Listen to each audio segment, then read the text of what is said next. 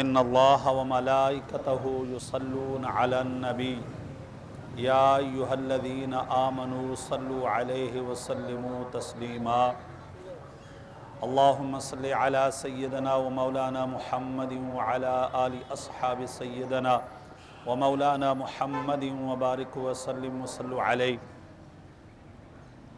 محترم المقام، آپ احباب کے علم میں ہیں سورۃ الاحزاب آیت نمبر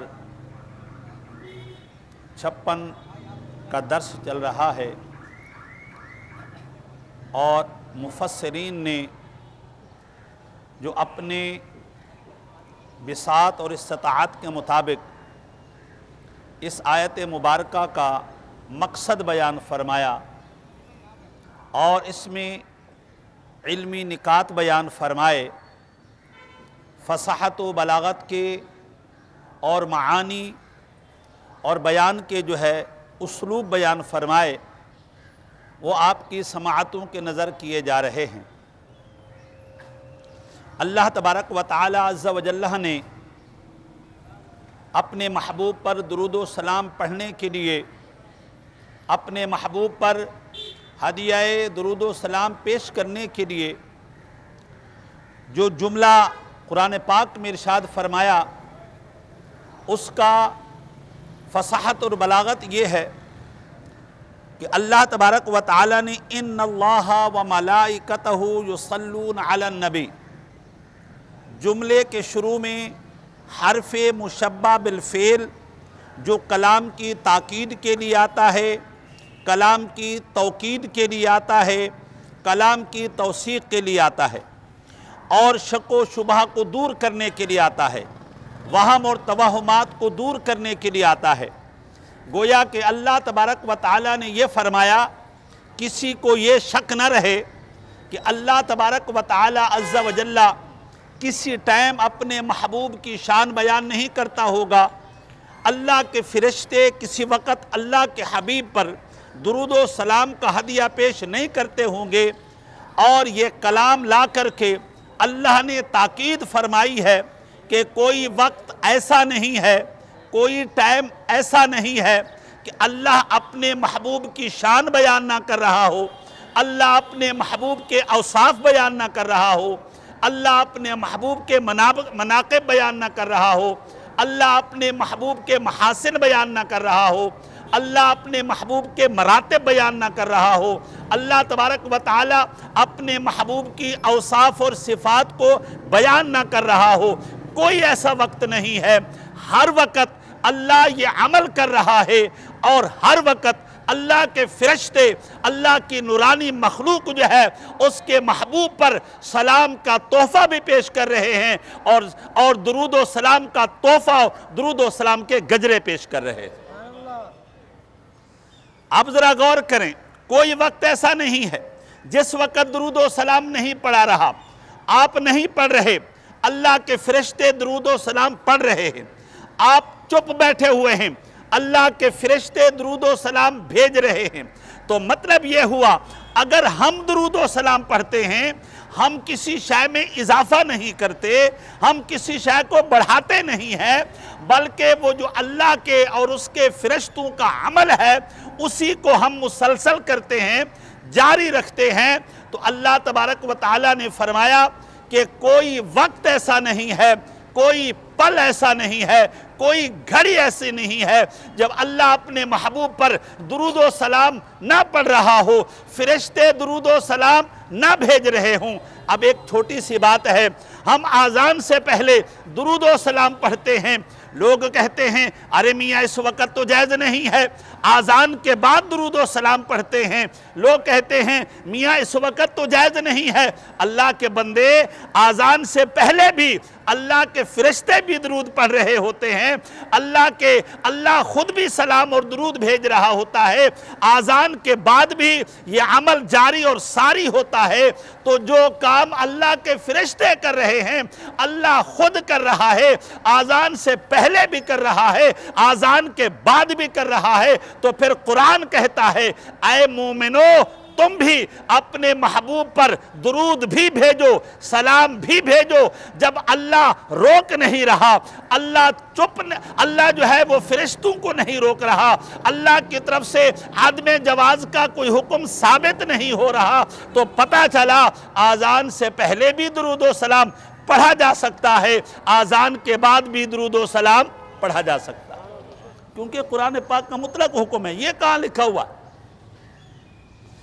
اور علامہ آلوسی علیہ رحمت نے فرماتے ہیں یہ ایک جملہ ہے، جملے میں دو چیزیں ہوتی ہیں، ایک مبتدا ہوتا ہے، ایک خبر ہوتی ہے۔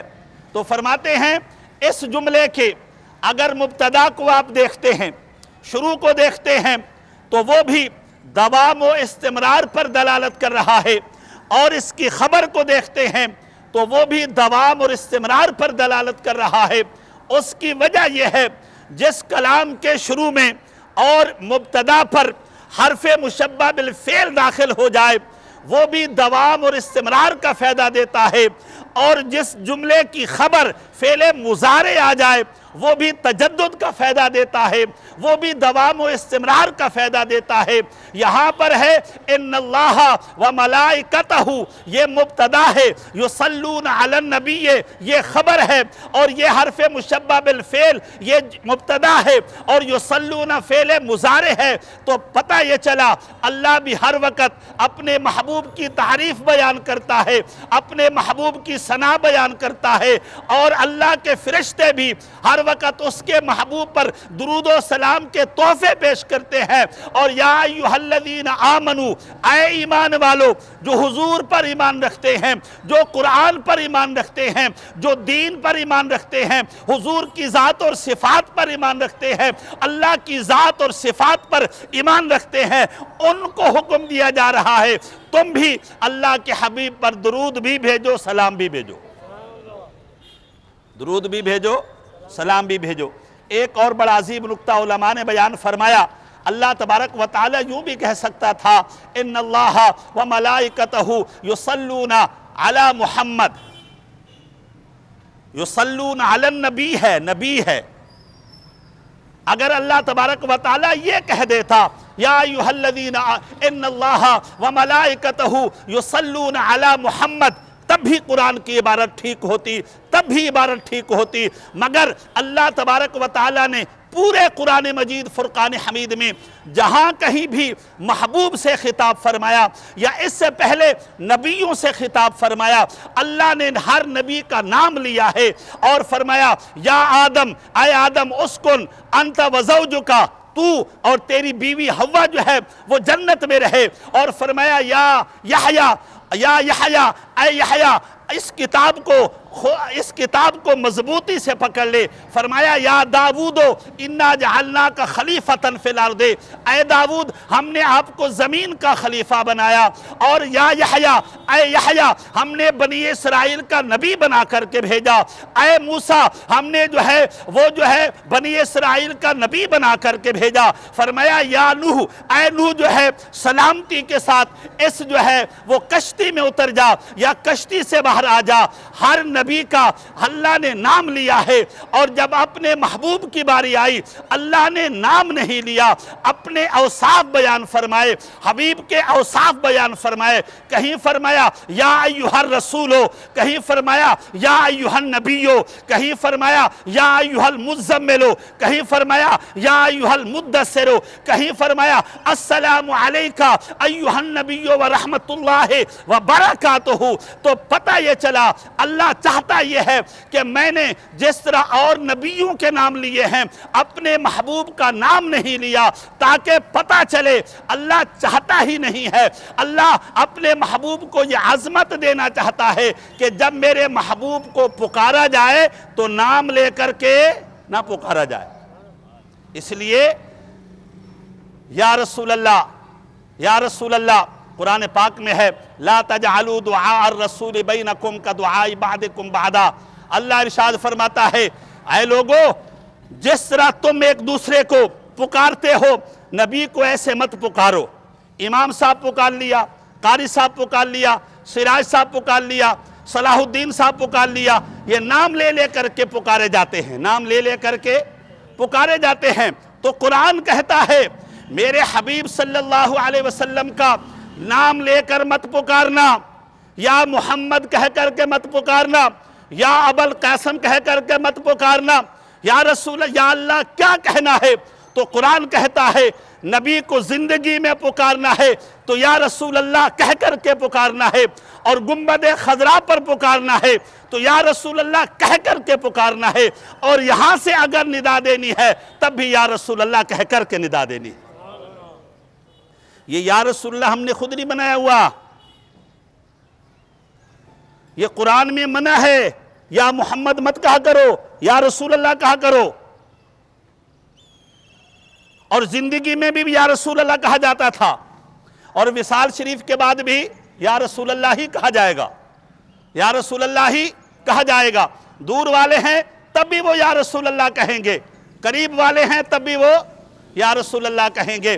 اللہ تبارک و تعالی عز و جل نے ارشاد فرمایا ان اللہ و ملائکتہ یصلون علی النبی، اللہ اپنے محبوب پر درود پڑھتا ہے۔ کیا پڑھتا ہے؟ درود پڑھتا ہے۔ ذرا زور سے بول دیا کریں، کیا پڑھتا ہے؟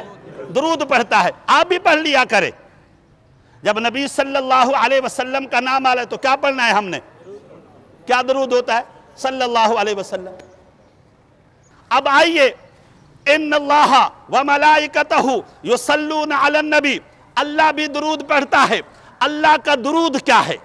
اللہ اپنے محبوب پر جو درود پڑھتا ہے وہ کون سا درود پڑھتا ہے؟ اللہم صلی علی محمد وعلی آل محمد، یہ یا اس کے علاوہ کوئی پڑھتا ہے؟ الصلاۃ والسلام علیک یا رسول اللہ، یہ یا اس کے علاوہ کوئی پڑھتا ہے؟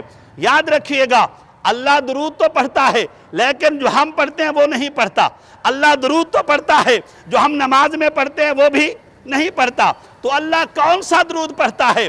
امام بخاری نے لکھا ہے اللہ تبارک و تعالی عز و جل جو ہے اپنے محبوب پر صلی اللہ علیہ وسلم پر جب درود پڑھتا ہے تو آپ صلی اللہ علیہ وسلم کی ذات بابرکات پر اللہ کون سا درود پڑھتا ہے؟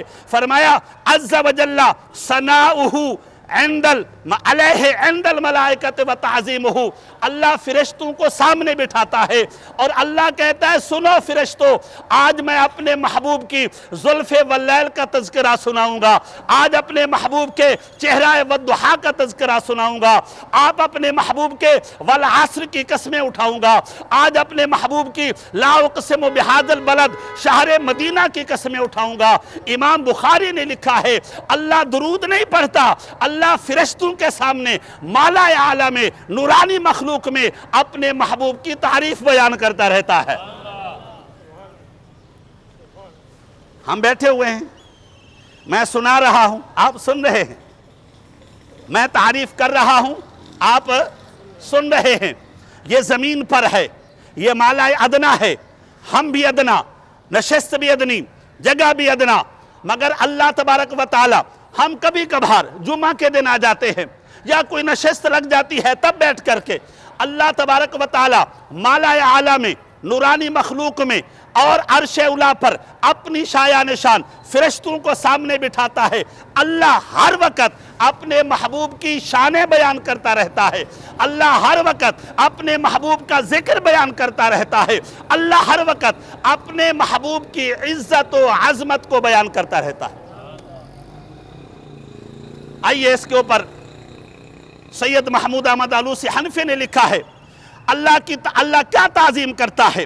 فرمایا وَتَعْظِيمُهُ تَعَالَى، اللہ نے اپنے محبوب کی تعظیم دنیا میں کیا عطا کی ہے؟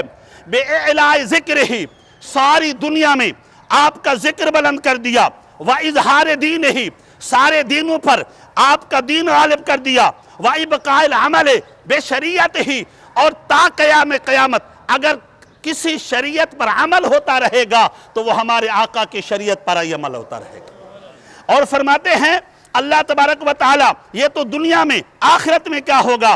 بِتَشْفِيعِهِ فِي أُمَّتِهِ، فرمایا اللہ تبارک و تعالی اپنے محبوب کی شفاعت اپنے محبوب کی امت کے حق میں قبول کرے گا۔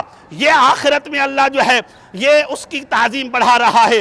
وَإِجْزَالِ أَجْرِهِ मुसीबत ही अल्लाह आखिरत में अपने महबूब की उम्मत को इजाफी और एक्स्ट्रा जो है वो अजर अता फरमाएगा। व इब्दाए फضल ही लिल अव्वलीना वल आखिरीना, अल्लाह अपने साइड में अपने अर्श के करीब एक कुर्सी लगाएगा, महबूब बिठाएगा और सबको बताएगा यूं होते हैं महबूब आला, यूं होते हैं महबूब आला। अल्लाह तबारक व ताला उनकी फजीलत को अगलों और पिछलों पर जो है वो जाहिर करेगा और आखिरत में क्या होगा, मकाम महमूद अता फरमाएगा।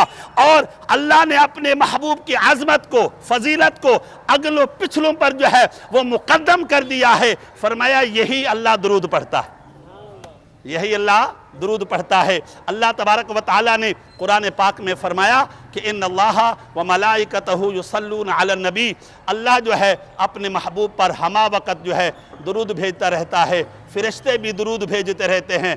आए मोमिनो तुम भी दुरूद व सलाम वमा अलैना